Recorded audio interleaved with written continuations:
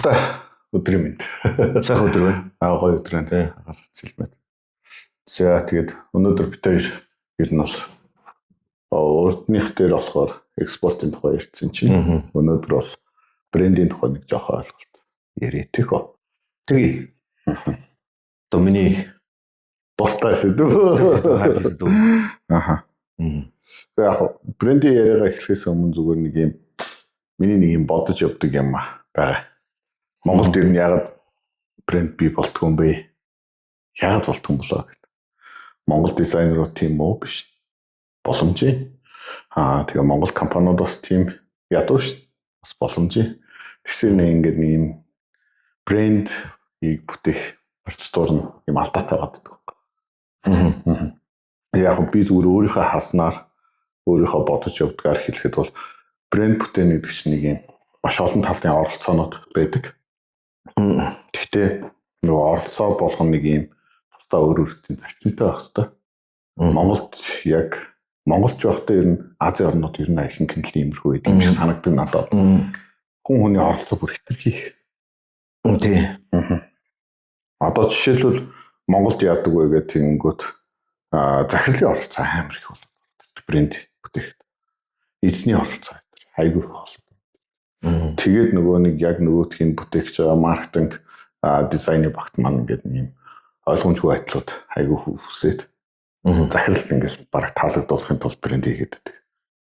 Тэгтэл нөгөө талдаа брендийг чинь хэрэглэгч харилцагчтай таалагдах гэж хийж байгаа болохоос за мэдээж захирал таалагдах нь ойлгож байна л да. Гэхдээ нөгөө зөвхөн захирал таалагдах юм хийх гэж бид нэр брэнд бүтээж байгаа биш шүү дээ. Яг энэ талаасаа болоод их алдаа гараад идэв юм шиг.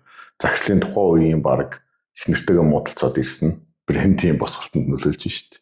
Нэр бодлцонд бол баг яг тэгээ нөгөө би хүртэл өөрөө яг л тийм байсан байхгүй. Ийм байхгүй. Энийг солиод гэдэг. Яг ийм хандлага гаргаад идэг. Тэгээ одоо эргээд бодохоор бас иччихэл байна л да.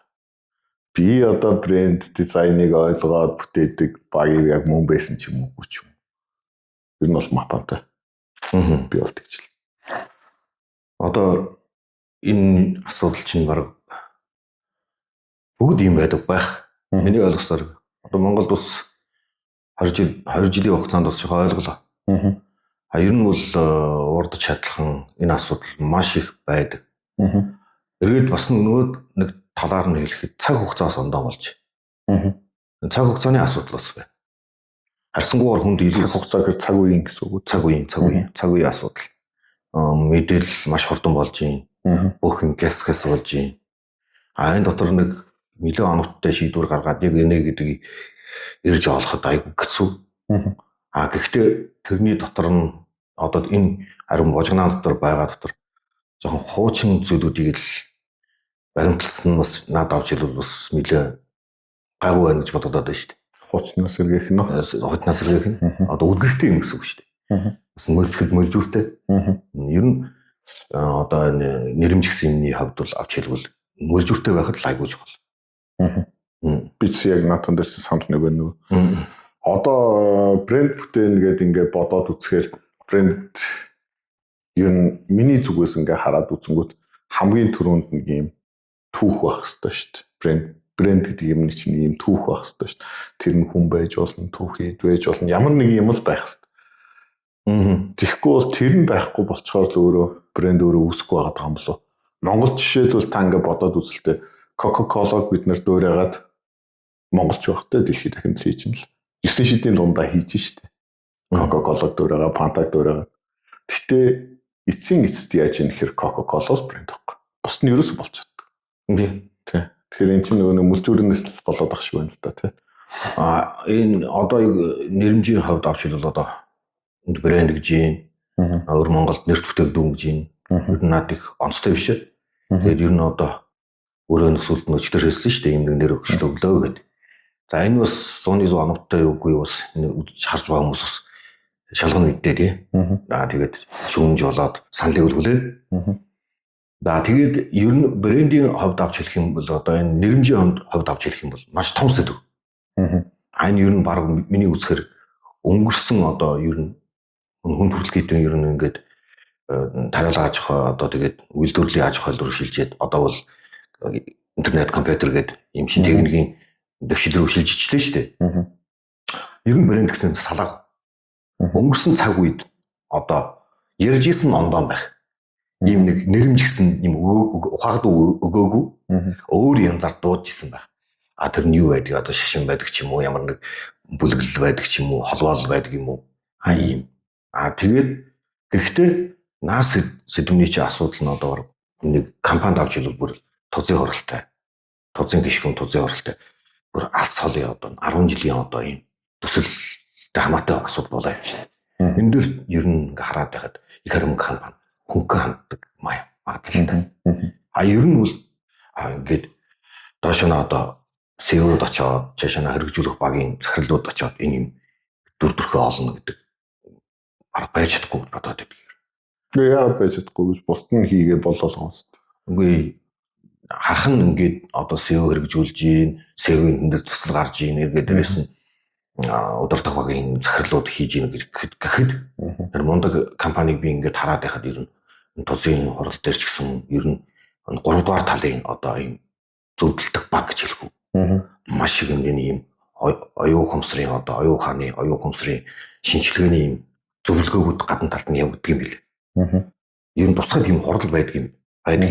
Урд ч гэсэн адилхан зарим том компаниуд ер нь тусгай ингээд нэрмжид хандуулсан өөрийнх нь бүр маш том одоо бүрэлдэхүүнтэй нэр төртэй хүмүүстэй эргээ залуу шинэлэг одоо энэ одоо урайлж явж байгаа юм залуучууд чадвартнаар бүрэлдэсэн юм хүн гэж байдаг юм. Брендинг баг л гэсэн үг. Брендинг баг. Яг одоо брендинг хийх биш л дээ. Зөвхөн санаануудаа оруулах юм уу те? Санаануудаа оруулах. Тэгээд ер нь тузын талаас ч гэсэн ер нь барах энэ саналуудыг маш оновчтой, даамгай, хяналттай хүлээж авдаг. Тэгээд чиний сая хэлдэж штэ. Одоо нэг захирлын имээр бүх юм өөртөгдөд байна штэ. Тийм байдал оршоод ирэх юм бол ямар ч тэрийг эргүүлж авах боломж байхгүй. Наадах чи хамаг сүлдэн цаг хугацаа мөнгөтэй хамаатай удаа явчих. Гаргаад нэрмж гаргаад явуулна, алдаад явуул тэгээд компани алдагтай ажиллана шүү дээ. Тэгэхээр ер нь миний хаваас бол баг үндсэндээ баримталдаг зүйл нь, хүмүүст хэлдэг зүйл нь, өөрөө ч дотроо боддог зүйл нь. Нэрмж гэдэг юм чинь ер нь оюун ухаан болоод байна. Үйлсийн үргэлжлэл. Хүн хэлдэг чинь нэг юм үлдээе гэдэг. Нэг юм үлдээмээр байна гэдэг. Тэгээд эргээд дээрээс нөгөө нэг утгаараа авч ирэхэд ер нь үндэстэн юм уу улсад авч ирвэл соёл болоод байна. Соёл иргэншлийн дахин нэг удаа шинэ ахиж гэж ойлгож болно. Тэгэхээр ийм том сэдвүүдээр үнэхээр үр бүтээлтэй ажиллах юм бол хэцүү шүү дээ. Одоод үзэлд. За окей, амар том сэдв юм байна, лаг юм байна. Монгол брэнд вэ? Байгаа. Ямар брэнд? Таны харснаар. Миний харснаар. Одоо нэг утгаараа ирэхээр хүрээ сарл хамаатай байх л да. Тэгэхээр яг та битгий тайлбарлаа. Зүгээр яг Монголд яг брэнд байгаа юм уу? Яг Монгол улстай бол брэндүүд байгаа. Жохон мөлжүүртэй брэндүүд ихэд над таарсан. Өнөөдрөөс одоо миний одоо хамгийн ойрхон байдаг Бомбар гэдэг зарим байна шүү дээ. Бомбар. Бомбар бол бас мэдээ мөлжүүртэй. Агуулгын зөв эргээ дээрээс нь цаг хугацаа ч гэсэн нэлээд олон жил болцсон. Тэгээд эргээ дээрээс нь одоо түүхээдээс эхлээд тэр гарч иж байгаа бүтээгдэхүүн байна шүү дээ. Брэнд гэдэг юм үндсэндээ одоо нэрмж гэсэн зүйл үндсэндээ хоёрхан төрөл хуваагдана миний бодохоор.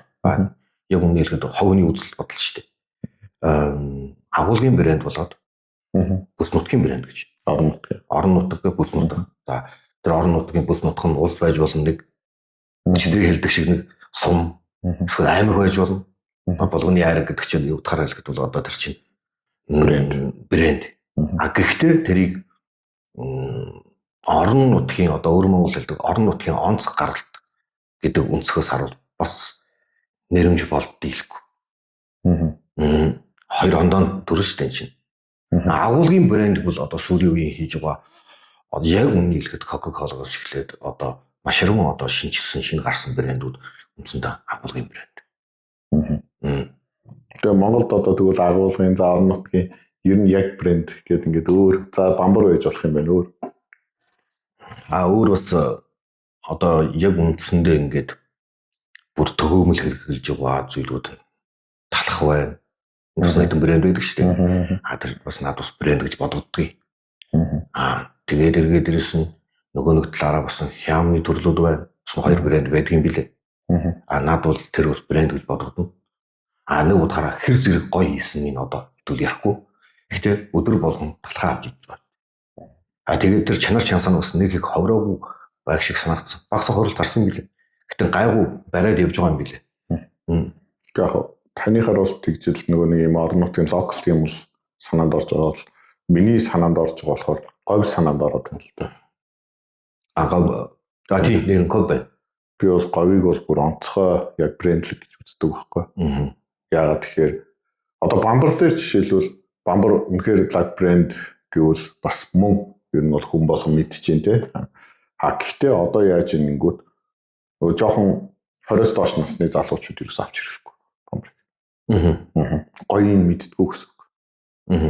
Тэгээд оронд нь солонгосын нөгөө нэг юм өсөн зармаг хятадын одоо өөр тортой зармаг ч юм уу энийг илүүд үзэж штэ.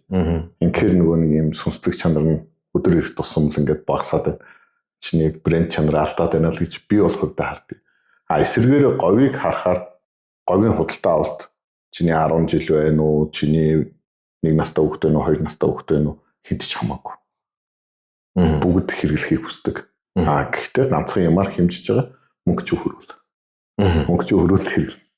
Тэгээд 3 дахь зүйл нь юу вэ гэхээр одоо би жишээлбэл говьс өөр ноолор өмсгөр амар хэцүү болоод байдаг байхгүй. Ингээд би татгаал харшил өгөөл энэ бас говийн ноолор өмсгөр нэг цанаал нэг юм зөөлөн юм хэрэгжилж байгаа мэдрэмж төрөөд тэгээ эн чинь би юм говьтой юм нэг сүнсээр холбогдоод байна шүү дээ, хоорондоо холбогдоод байна шүү дээ бид хоёр.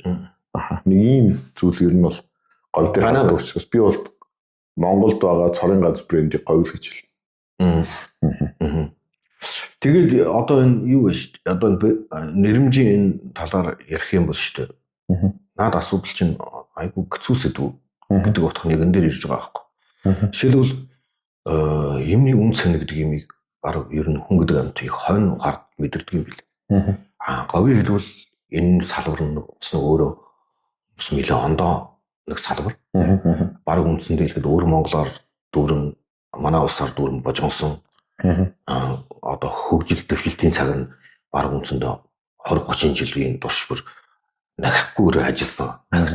Үнэхээр их хөдөлмөрсөн шүү дээ. Одоо урдч гэсэн ордос гэдэг брэнд байна. Тэгээд 9 одоо элдв янзын загвар брэндүүд гарч ирж байна. Ингээд чамаа ингээд түлхээд байна шүү дээ. Дэлхийд ирсэн бүр брэндүүд гараад ирээд байна. Мөнгө брэнд мөн яг сая миний хэлдэг одоо Монголд тооцогдох хэдэн брэндийн нэг нь мөн. Тэгээд нөгөө нэг утгаараа хэлэхэд бол одоо өчтөр хэлдэг асуудалтай холбоотой.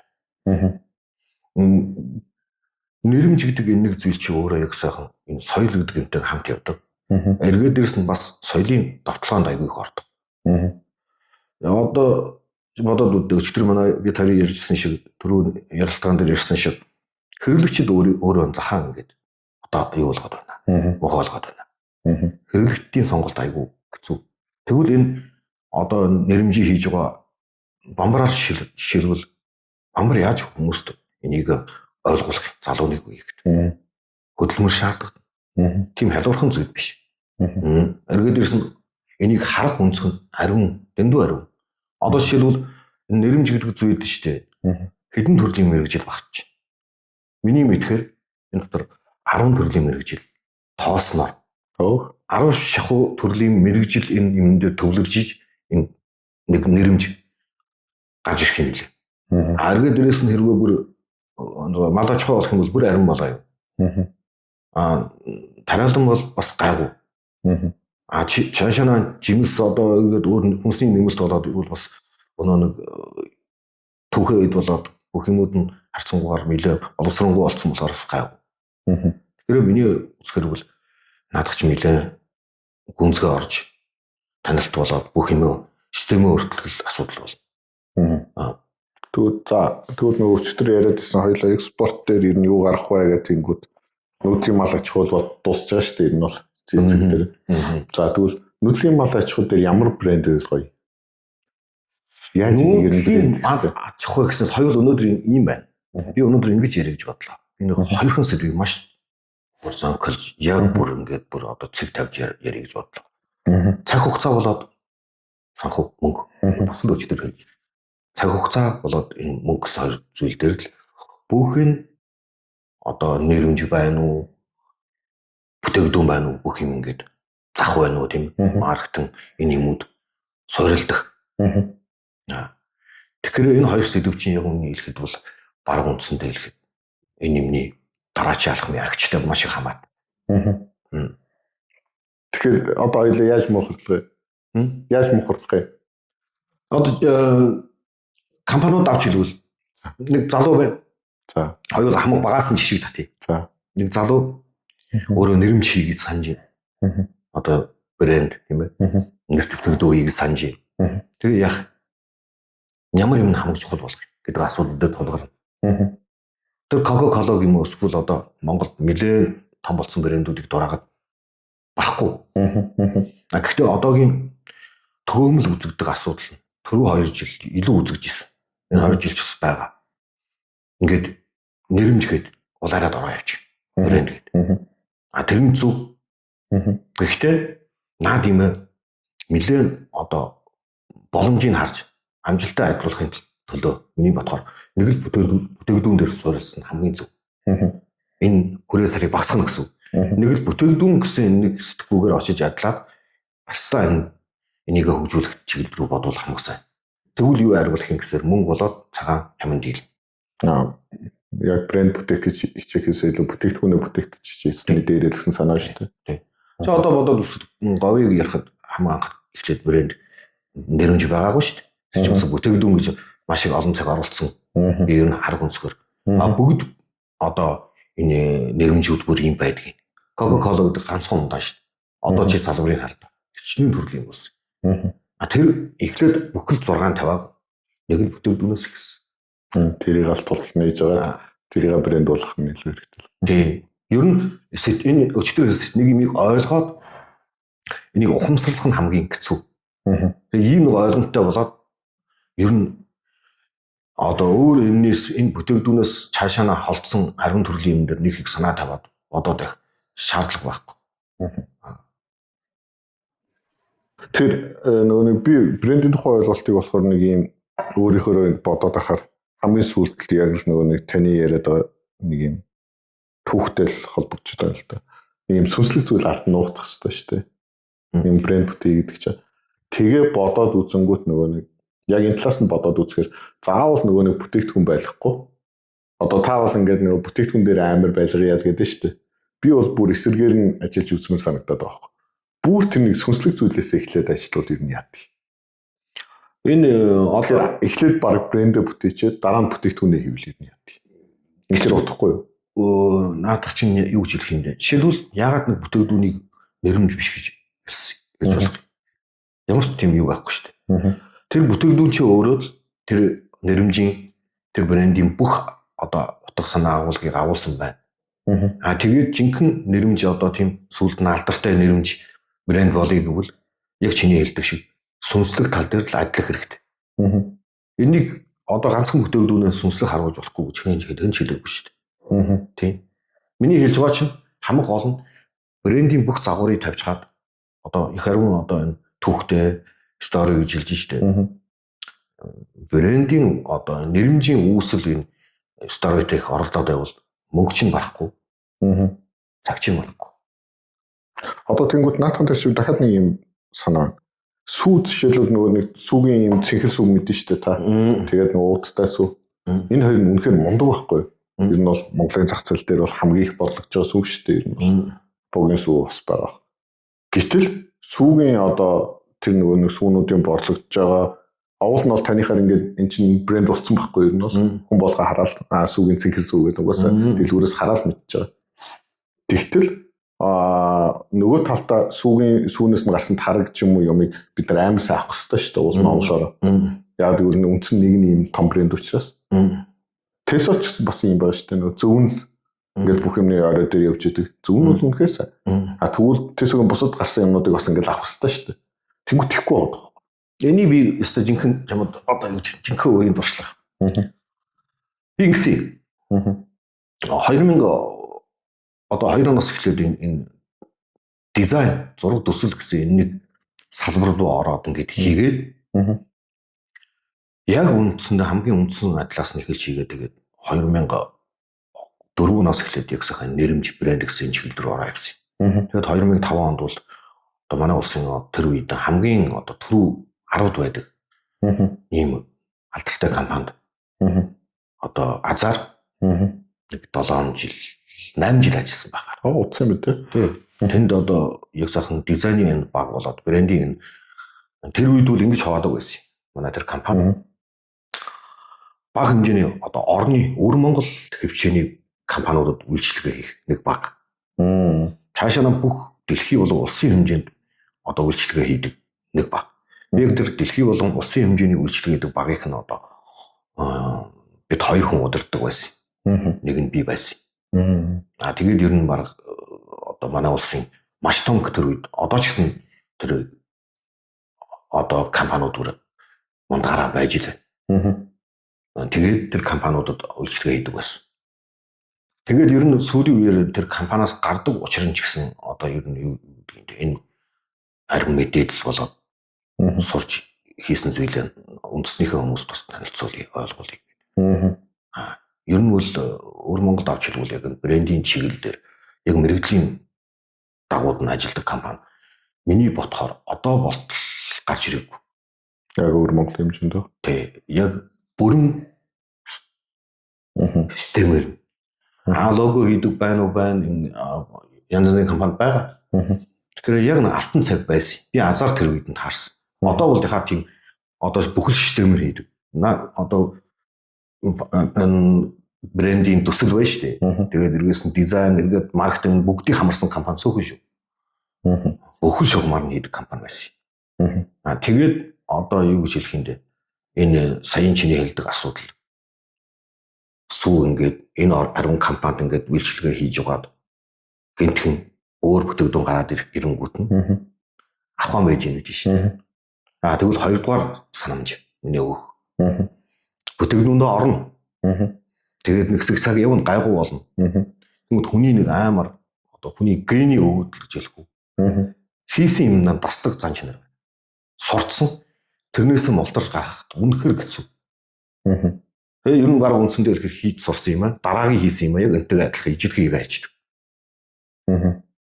Тэгээд хийж их явч тумдаа анх трийг одоо өвлөн авсан тэр стори түүх байж тээ. Трийг мартчихдаг. Сайхан болж штэ. Мөнгө олоод ирсэн бүтээгдэхүүн зарагдаад ирлээ. Тэнгүүд нь хамаг анхны тавьсан тэр хүсэл мөрөөдөл тэр үлгэр түүх зүгээр. Зүгээр л бичиг цаас компани шал хан дээр гардаг юм болчихдгийг. Бид нар чи ийм юм үүсэлтэй компани гэдэг яг үнэндээ хэрэгжүүлж байгаа зүйл нь өөр юм болоо явчихна. Чи одоо итгэхгүй үс шүү дээ. 100-ны одоо бараг 80-90 компаниудын чи сайхан судал. Нэг бүтээгдэхүүн гайгүй болоод ирэнгүүт тэр энийг нь дагаад шүү дээ. Бүр нэг бүтээгдэхүүн хийх гэдэг шүү дээ. Гэхдээ нөгөө талд нь бас нэг салбар явж байгаа. Тэр нь юу байдгийг уул хөдлөгч юм уу? Одоо өөр нэг шаад энтэйгээ хамаагүй салбар руу ороо явчих.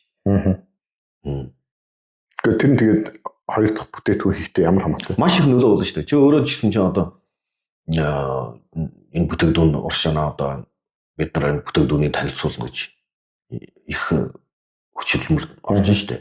Тэгээд нөгөө нэг талаар хэд санхүүгийн боломж тэнгуут нь одоо энэ юм дээр нэрмтэй хандсан бүгд хүний одоо идэвхтэй байдал. Тэгээд эргээс нь компани зохион байгуулагч чинь маш нарийн нандин зүйл. Эргээд бодовсон хүчнээс эхлээд цаг хугацаа.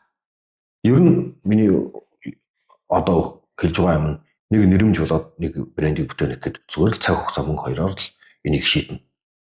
Яг хөө тэрийг бол ойлголоо. Одоо эргээд миний тэр яриад байгаа юм. За сүүгээрээ мундаг юм байна. Тэгвэл сүүгийн тарг үнэхээр гоё. Бүр үнэхээр гоё. Тэгээд яахаа сүүгийн таргийг бид нар ингээд нөгөө дананоос илүү худалдаж авахгүй байгаа. Гэхдээ би чамд хоёр өнцгөөс нь ярьж штэ. Хоёр өнцгөөс нь ярьж. Энэ хоёр асуудыг заавал шийдэх хэрэгтэй. Би энэ дээр зүгээр энийг өнгөрөөс гарч болно. Амар хөнгөн арга хэрэглээд энийг болгочно гэж хэлчихгүй байхгүй. Хэрвээ тийм байсан бол өнөөдөр хүн болгоод нэрмжийн тухай ярихгүй, брендийн тухай ярихгүй. Би хэлж нэг цаг хугацаа болоод мөнгөний асуудал. Сая ярьсан шүү дээ. Шийдэлтэй байх хэрэгтэй. Өнгөрсөн бит юм ард дараагийн бүтээгдэхүүн гарах үед анхны гарсантайгаа ингээд адилхан хэрэгтэй. За хоёрдугаар нэг гэхэд олон нийтийн энэ бүтээгдэхүүнд хандж байгаа хандлагыг өчтөр ярьдаг шиг хүн болгоно хэрэглэгчид өөрийнхөө захыг үгүй гэдэг байна. Нэг нь хэрэглэгчдийн асуудал байхад нөгөө нэг тал нь энэ компани өөрийг нь ховдлих нь асуудал. Цаг үе өөрчлөгдөж байна. Би сая ярьсан шүү дээ. Энэ одоо нэрмж гэдэг зүйл чинь үүндээ хүний ухаан санаа болон оюун ухаан болоо тийм ээ. Эргээд энэ одоо хүний үйлс гэдэг юмний үргэлжлэлээ гэдэг. Тэгэхээр тэр имийг чинь үргэлжлүүлээд явах хэрэгтэй. Цаг үед нь тохируулаад бас хэмжилт өөрчлөлт тийм ээ. Хэцэх хэрэгтэй. Тэгэхээр нөгөө нэг анхны брендээс нэг юм зөрчихгүй юу? Дахиад нэг дараагийнх нь одоо жишээлбэл сүүн гараад ирсэн 60-аас нь тарган гараад ирэхдээ арай өөр хэлбэртэй гараад ирэл онцгүй шүү. Одоо энэ чинь бол жинхэнэ өнөөнө хэлдгээрээ бид нар шиг ийм хүмүүсийн оршин тогтнож байгаа хууль. Бид нарын байх ёстой ер нь заавал нэг имийг одоо ер нь анханаас эхлээд энэ чинь би анх эхлээд баг энэ нэрмж гэдэг зүйлийн сургамжийг бол тэр манай тэр хуучин компаниас ярьж штэ тэр арин компаниас дамжаад Тайван биш штэ. Тайван гэдэг тэр шугамар их орж ирсэн мэдээллүүд. Сүүлд нь Америк орж ирсэн. Америкийн одоо энэ онлууд, нэрмжийн онлууд тэгээд эргээд дээрээс нь манай улсын дотор маш өргөн ийм одоо онл суйрлууд гарч ирсэн. Тэгээ энэ 10 юм дээр суурлаад нэг л юм юус. Ер нь энэ мэрэгдлийг маш удаан хийдэг мэрэгчид юм байна. Гарч ирээд 2 жил дизайн хийгээд брэнд хийнэ, нэрмж хийнэ үл тэр бодлаа. Яалцгүй тэр өнөө тэр чаана байгаа онгод болоод чаана байгаа тэр бүх нандин зүйлүүдийг малтаж ухаж гаргад дийлгүй. Яг наадхан дээр чинь би миний зүгээс нөгөө тань дуртай хамгийн гоё зүйл чи яг тэр л байгаа юм л та. Нэг юм зүгээр нэг юм дизайн хийх биш. Бүр анхны нөгөө агуулгаас нь эцсийн хэрэглэгч хүртэл та ингээд юм бодоод төлөвлөдөг. Энд чи өөрөө айгүй чухал юм шиг байна. Тэгэхгүй нөгөө Монголд одоо би ингээд янз бүрийн дизайны компаниуд янз бүрийн газруудад ажиллаж үзсэн. Ер нь бол амар гоё дизайн хийдэг. Үнэхээр гоё дизайн. Гэхдээ нөгөө нэг юм анхны агуулгыг алдчихдаг, эцсийн хэрэглэгч хоёрыг ингээд алдчихдаг. Зүгээр юм гоё харагдтал юм хийдэг байхгүй. Одоо сүүлд хоёулаа нөгөө нэг ингээд зөв дээр ажиллаж байхад би яг таны яриад байсан юмнуудыг сүүлдэнд ойлгочиход байгаа юм л да. Нөгөө нэг юм хэвлэгдээд гараад ирэхэд ямар харагдах вэ гэдэг чинь дараагийн асуудал юм байлаа шүү дээ. Компьютерийн дэлгэцэн дээр ямар харагдах вэ гэдэг чинь эхний асуудал. Тэгэхээр энэ миний аягүй сайн бодох хэрэгтэй юм байлаа. Окей. Одоо жишээлбэл энэ яагаад ийм хэцүү байна гэдэг хоёул энийг одоо маш олон хугацаагаар ярина. Яагаад хэцүү байна гэдэг нь энэ бүтээгдэхүүн чинь савлж хаад лангуун дээр очиж өрөөтөв. Хүнд яаж харагдах вэ? Хаана өргөдөх үү те? Тэр ганцхан 20 настай охинд 20 настай залууд гоё харагдаад үж болохгүй шүү дээ. Одоо нэг сүүлд нь ийм гаж үзэл яваад болчихсон. Залуучууд хандуулна. Яг өмнөд дэлхий дээр одоо бүгд энэ нэрмж болоод брендийг харуулна шүү дээ. Шинэлэг имийг залуу хүн үзсэн маш суухан шүү. Бүгд нэг нэлээд нас 40 өнгөрсөн, 50 өнгөрсөн, 60 70 ийм улсууд энэ цаг үеийг дахин удаад тайлбарлаж ахис нэмхийн төлөө шинэ юмуд гаргаж байгаа. Тэгээ одоо санал нэг. iPhone-ы дизайнер хэдэн настай гэж бодчих тэр үед яг анх их үед. Нэг залуу байгаагүй шүү дээ. Тэгээд яадгийн гэсэн чинь одоо юу гэж хэлдэг юм бэ? Энэ нэг салбарын тухай өнцөг болгонд нь өөрийн нарийн одоо тийм харц ухамсар дуршлаг байх хэрэгтэй. Тэр бүхнийг нийлүүлж байгаа нэг юм гаргууд энэ одоо юу хэлдэг зөв гэдэгтэй мэдээ ойртно. Одоо яг эцсийн үр бүтээд мэдээ ойртно. Яг 100% яг ингээд хийвэл бүр жинхэнэ одоо чиний хэлдгээр алдна гэдэг шиг, шаана гэдэг шиг биш юм. Яалчгүй нэг 60% хүргэнэ. Хамгийн гол нь одоо чи ариун хийж байгаа чи 60% хүрэхгүй шүү дээ. Нэг талтаа алдчихад нэг талтаа алдаад. За дараагийнх нь болохоор би нэг ийм юм анзаарагдаад байгаа. Монголчууд нөгөө нэг ингэж ярьдаг шүү дээ. Өө миний муу борхоо. Байгаа л юм. Энийг маань хин таах вэ? Одоо тэгээд байж байгаа л юм. Гэл ингээд нэг юм яриад байдаг. Тэгээд ингээд ерөөсө анхнасаа тэрний борхоо юм шиг ингээд бүр байлгачдаг. Орчин үед ингээд бид нэр ирээд брэнд дээр гараад ирээд өөрсдөө үйлдвэр худалдаа гэж янз бүрийн юм хийж байгаа. Тэгсэн хэрэндээ бид нэр энэ тэр нэг хандлага байгаад байна. Миний муу зайдуул юм. Энийг минь одоо юу гэж гадаадынхаа ах вэ? Зайлууд ингээд байж байгаа энэ Монголдоо барыг зарагдаад байж болоо доо. Гэл нэг юм яриад байдаг. Би бол яг энэ дээр бол амар эсрэг байр суурьтай байгаа байхгүй. Чи зөв. Эргээд яг тэр нэг юм бүтээгдэхүүн байт юм уу юу гэдэг нэг юм хэдүүлээ халт талаас нь ингээд нэг юм мүлжүүрээр харъя л та. Энэ талаас нэг хараад энэ талаас нь ингээд тал бүрээс нь хараад тэгээд яг ингээд нэг юм концептлоод ийм брэнд болгоод ингэж юм бол болох юм байна гэд бодъё л та. Надад бол бүрэн боломжтой гэж бодож байгаа. Би одоо сүүлийн үед бодоод байгаас удаах.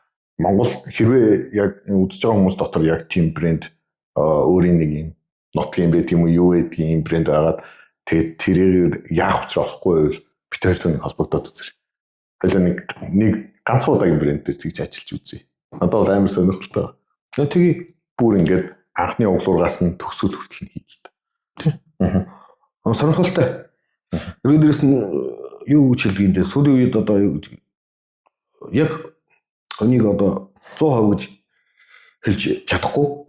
Гэхдээ энэ бол 70% бол ортуулна. Яалчгүй 20-30% хийхгүй шүү дээ. Энэ дээр бол бүр идэвхтэй. Тэгээд саяын чиний хэлдэг асуудал. За хэлж юм. Яах вэ? Одоо юу гэж хэлдэгтэй? Би их сайхан ярьж байгаа голд нь өөрөө вебсайт дээр дасалчлаа л да. Би яаж сүлд надлаас гарсан. Чи одоо үндсэндээ хэлэхэд одоогийн энэ бүх энэ одоо дизайнер хийж байгаа ч юм уу брэнд хийж байгаа хүмүүсээс чиний асуу. Өөр юм эзгэнж ийсэн. Олонхын үг гэж хэл. Өөрийн компанид байсан уу? Би 23 жил энийг ажиллуулж хийж их дундаа машрум компани ажиллуулсан. Яагаад ингэж нэг маш том компаниудад ингээд үйлчлэгээ хийгээд байх үед энэ компани амжилт олно гэдэг чинь ганцхан гоё бодол савлгаа биш юм байна шүү дээ. Тэр шийдэлгүй байна. Гоё стори зохиогоод бас дийлэхгүй юм байна шүү дээ. Үнэн боттой байх хэрэгтэй байж стори. Тэгээд нөгөө нэг талд нь гоё ийм одоо ураа лоожин би тэрийг тарина гэдгийг компанийн тарина. Бүтээгдэхүүний тарина. Яа. Наач дандаа тарина гэж ингээд тархинд нь хэлж их хэрэгтэй шүү дээ. Тарина гэдэг чинь бас өөрөө хүчтэй байх хэрэгтэй. Брендийн одоо нэрмжийн тарина гэж хэлэх юм уу. Тэгээд энэ бүгд зүйлүүд чинь бүр ганцхан талаас нь өнцгөөс нь хэлээд энийг авар дийлдэггүй юм байна. Тэгээд тэгээ хамгийн сүүлд нь бүтээгдэхүүн дээр орсон. Тэгээ өөрөө 2008 оноос 8-9 онд би уусны үйлдвэр ажиллаж эхэлсэн. Бэлэн бууцоо. Тий. Тэгэхэд ямар санам байсан гэж бод. Одоо нэг хүйтний хөргөлт гэж байна шүү дээ. Байгаагүй байсан шүү дээ. Тэгэхээр дэндүү хүнээс илүү эрт бодогдсон. Энэ бас надад алтан сурамж болсон. Ямар ч нэг зүйлийг цаг тухайд нь очиж тааруулж хийх юм уу? Эсвэл тааруулж хийхээс өмнө өөрөө энэндээ хэдий их өргөдөл гаргана гэдэг мөнгө цаг хугацаагаар товлох хэрэгтэй. Тэгээ бас л сая хэлдэг мөнгө цаг чинь гарч ирж шүү дээ. Үнэхээр мундаг байсан. Бүр манай орны одоо тэргүүрэг шүртэл отсон. Нэг хэсэгт үнэхээр алдард гарсан. Тэгээ яасан. Дампуурсан. Яагаад гэвэл бид нар тэр шиштэйг бүрэлдүүлэх хэмжээний мөнгө байгаагүй. Залуу хүнийг дизайнер. Тэгээд тэрний араас нь одоо хөдөө аж ахуйн махны компани, тэгээд техникийн компани, хүнсийн нэмэлтийн компани энэ төр гэдэг. Энэ тишерт одоо бид тэр өмсөж байгаа 10 гэсэн тишерт хүртэл брэнд гаргана гэж үдчихлээ. Тэр үед нэг флаш айгуу нэг хэсэг хүмүүс элдэг бензин нэг USB аваад ирдэг байсан шүү дээ. Флаш дискод пластик тэрийг хийн гэж орж исэн. Тэгээд энэ ариун зүйлийг хийх явтамдаа одоо салбар болгонд ороод миний ганцхан мөрөөдөл байсан. Би сурыг. Ер нь нэрмж хийх компани ямар байдаг? Компани бүтцийг гаргах ямар байдаг? Нэр нь бас кино дууны салбар руу бас их орсон. Би ч бас урд байхдаа өөрөө нэг фестивал хийгээд өнгөрсөн шүү дээ. Маш том хэмжээний 2013 онд манай нэг одоо өвөр Монголын Бээжинд байдаг алдартай нэг дуучинтай хамтраад. Тэгээд энэ бүхнийг ингээ юу гэж хийж ийн гэсээр хүмүүс харахад энэ одоо манай энэ содоо нөхөр юм болгоныг оролдоод байх юм аа. Миний дотор бодгоо брендийг энэ нэрмжийг бүр гоё болгоно гэхэд гэнт нэг өөр нэсэд гараа. Урлагийн хүн хэрэгтэй бол. Төлөөний хүн хэрэгтэй бол. Эвлүүсэр хэрэгтэй бол. Тэнгүүд нь би тэр салбар руу ороо явчихдаг. Энэ нөхдүүд жоохон яаж ажилдаг байна. Цад агуулгыг ойлгох гэдэг. Агуулгыг ойлгоё. Тэнгүүд түүхээ тэгэнгүүт нь бүр хөдөө гүйгээ очих. Одоо би зүүн сүм дээр бараг 2 жил суусан шүү дээ. Хөдөө өмөргөд. Ялгааны газар 2 жил суусан. Яаж ажиллаж байгааг яаж ажиллаж байгаа бараг худлаа хэлэхэд өнөө ажилтг хүмүүстэй нийтэд мах одоо тойчоод гисгэлээд ингээд бодол савлаанд хийгээд тэдний ажлыг хийсэн байхгүй. Нэр одоо хөдөө өмөрг болоод энэ ялгааны төлөмийг бас гайгүй ойлгоно. Олонхын одоо бараг үйлдвэрт нь ажиллаж байгаа хүмүүсээс илүү ойлгодог. Ягаад гэвэл нөхцөлчийн дотор нь ажилласан. Би бараг үндсэндээ өнөө төсөл, улсын төсөл, компани бүрэн төсөл болоод зах төлбөрийн өнцгөөс адилхаараа харах өнцг нь ондоомлоо гэж. Тэгээд наадах чи угаасаа содох нэг юм баг юм уу? Нөгөө дампуурч үзээгүй, өөрөө компани байгуулж үзээгүй ийм хүмүүс өөрөө компани өдөрт нэгдэж угаасаа үздэг. Яг нас сэдвүүд дээр чинь тулгуурлаад бүтэхгүй нэ энэ юу ингээд компаниг гоё болгочих. Лаглаг юм яриад. Миний нэрээ бол чи наалаа шүү дээ гэд ичин штэ гэж. Ханд ухамсар төрсөн нэлээ эрт байхад тэгээд гарч ирээд би одоо яг чиний хэлдэг тэр асуудал дээр эхлээд ажиллаж эхэлсэн. Юунд бас орсон сонирхолтойгоор ярил. Энэ HR биш дээ. Хүний нөөц энэ дээр бас нэгсэн орж үтсэн. Бээжингийн том гаруутай уулзлаа. Жахам компанид ямар хүн сонгох юм? Би өөрөө ямар байх ёстой юм гэдэг. Одоо ч гэсэн сураад ивж. Тэгээд харин тэгэл яг нөгөө нэг брэнд хийж байгаа компаниуд ч гэсэн өөрсдөө нөгөө нэг өөрийн брэнд рүү ээжж өөрийн брэндийг хийнэ гэдэг чинь нэг л биш ээ. Бодол шүү дээ. Нэг л биш. Тэгэхээр ер нь бол өөрөө хийж үзчихэд дараа би бол яг экспортын талаар бол хэний ч юм намбард юм ярьж байна. Одоо надаа ер нь бол зааж исэн хүн гэх юм бол гар дахлаа энэ да. Надаас илүү л одоо гар дах зөндөө сонсч ийсэн. Гар дах тэгээд яг одоо өөрийн бизнес хийгээд явж байгаа. Гар дахаас оруулахгүйгээр яг экспортын талаар гэвэл би бол хамгийн яагаад тэгэхээр анхны одоо нөгөө нэг борлуулалт яаж өсдөг, яаж ундаг, зөвшөөрөл хилгээл дээр яаж юм аваачдаг, яаж зөвшөөрөл авдаг, гардаг, гарсны дараа яаж зардаг, зарахтаа яаж болохгүй байчдгийг, яаж бас болтын ингээд миний нэг юм 8 жил чинь яг тэрний төлөө өнгөрсөн байхгүй. Заримдаа уйлж байлаа, заримдаа дуулж байлаа. Тэгээд энэ бүхнийг ингээд хараад тэгээ одоо эргээд ингээд нэг экспортыг одоо өөр нэг экспорт хийж үзээгүй хүн зөвлөнө гэж бодохоор инээдтэй байгаа. Гэхдээ Монголд юм байна шүү. Танаа өөр монголч байж магадгүй. Байна. Одоо юу гэж хэлдэг юм бэ? Өнөө нэг чиний нэг махтууштай одоо олон нийтийн өмнө би энэ махтаад байвал хэцүү. Махтууштай зүйл нь хүний үг айгүй их авдаг, үздэг, хардаг. Хоёр ч бас урдуур явж ширээн голоор юу гэж баахан судалгаа хийсэн шүү дээ. Хөөе тэгээд очиж байлж үзэхгүй харж үзэхгүйгээр энэ ч суучингуудаа болохгүй юм байна, эсвэл болж байгаа юм байна гэж бодно гэдэг чинь амар утгагүй шүү дээ. Бид хоёр одоо яг үнэ хэлэхэд сая хэлдэг нэг брэнд юм байвал бид нартай холбогдоо гэдэг чинь бид нар тэр хүмүүсийн цагийг бол маш хямж өгнө шүү дээ. Болохгүй л экспортод гаргаж ирсэн. Өргөжлөлтөө шууд экспортод гаргаад ирчихээ. Зөв. Тэгээ ер нь яагаад болохгүй гэж. Одоо яг нөгөө миний яриад байгаа зүйл шүү дээ. Одоо Монгол компаниудын хувьд Монгол үйлдвэрлэгч нарын хувьд нэг юм алтан цаг гэрчээд байгаа байхгүй. Энийг алдаалуул өнгөрч байна. Энэ өнгөрөөл яваад. Тэр юу юм бэ гэхээр дэлхийн нийт одоо яг юм гарал үүсэл нь тодорхой үйлдвэрлэл нэг юм нэг амар одоо хими юм холиогүй яг ингээ гаргаад ирдэг. Тэгээд батгатаа нэг юм юм бүсээд нь шүү дээ. Яг Монгол уустай энэ чинь. Миний өгөрдөнд бай, миний адуу энд бай. Чи хараа байж байгаа үстэй. Манай үйлдвэр яах вэ ингээд ийм хөөрхөн болцдог. Гэхдээ бид нар чи үйлдвэрээр бас тийм хоцрогцаар түн биш шүү дээ. Тэгээд дээрэс нь одоо үндсэндээ ингээд үндсэн өгдлүүд нь маш бүрэн гүйцэд байдаг. Тэгээд ер нь хоёул одоо брендийн сэдв ярьж байгаа юм чинь ер нь брендийн одоо энэ нэрмж гэдэг юмны жинхэнэ танилтыг нэлээд өргөн сар хүрээнд дэлгэхэд өгчих хэрэгтэй. Тэгээд ааж ахуйн аюул ингээд мүжээд явъя. Ямар одоо жишээлбэл одоо энэ өнгөрөөл дотор би ягаад энийг яриад байна гэдэг миний энэ өөрийн хийжсэн өнгөрөөлт айгүй сонирхолтой зүйл байдаг. Хэд хэдэн одоо мэрэгжлийн техникийн дэвшилтийг ингээд бүр ингээд дамнаад өнгөрөөчлөө шүү дээ.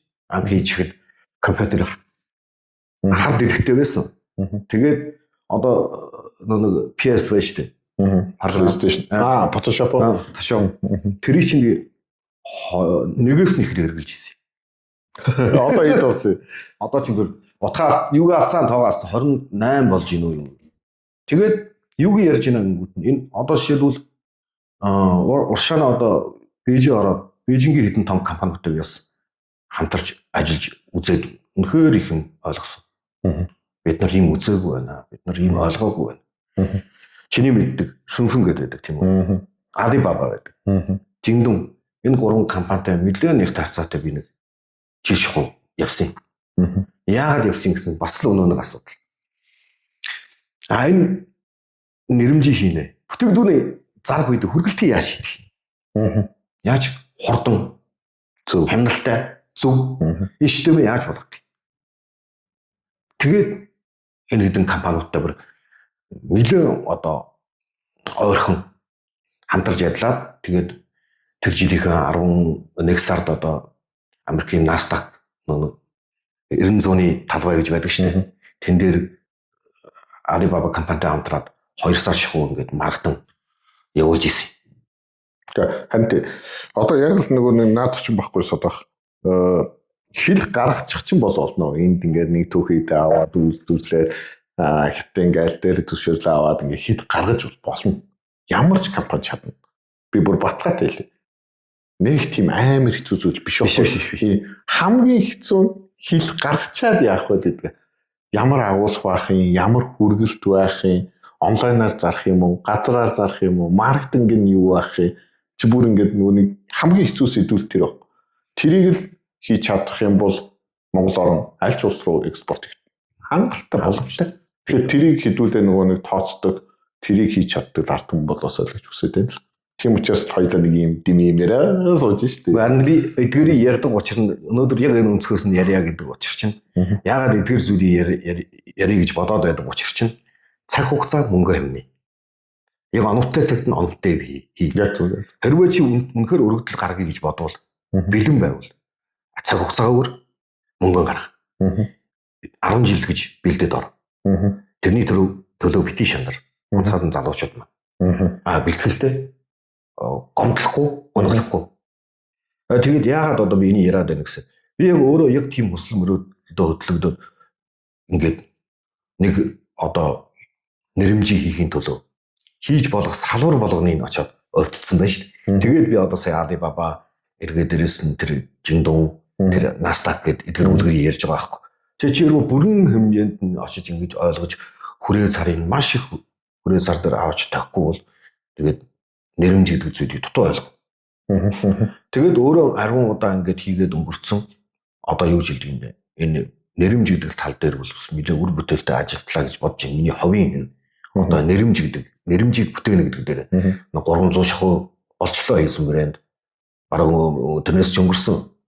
Тэгээд эргээд дээрээс нь зөвлөгөө өгж байгаа компаниуд байна.